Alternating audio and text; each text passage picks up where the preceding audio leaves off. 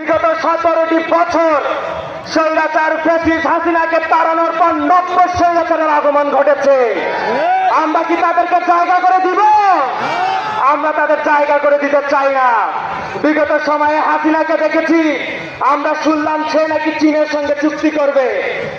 ভারত দাদাদের সঙ্গে দেখা করার পর তার চুক্তি গেল এই দাদাদের সঙ্গে। আমরা কি ন্যায্য পানির হিস্সা চাই? যদি চাও মুক্তি করো পানি চুক্তি, যদি চাও মুক্তি পানি চুক্তি, করো টিকা চুক্তি, যদি চাও মুক্তি, যদি চাও মুক্তি পানি চুক্তি। সংগ্রামী তাহিদি জনতার কাছে এতটুকু আবেদন দাঁড়িয়ে শেষ করছি।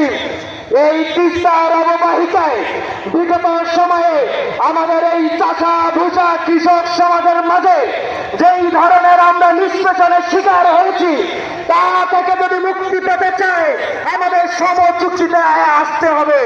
এই চুক্তির আহ্বান আমাদের আমিরে জামাত দিতে পারবে ইনশাল্লাহ। আমরা যদি বিজয়ী হই, প্রথম কোদালটা পড়বে এই তিস্তার পারে ইনশাল্লাহ। সেই আহ্বান জানিয়ে আমি আমার বক্তব্য শেষ করছি।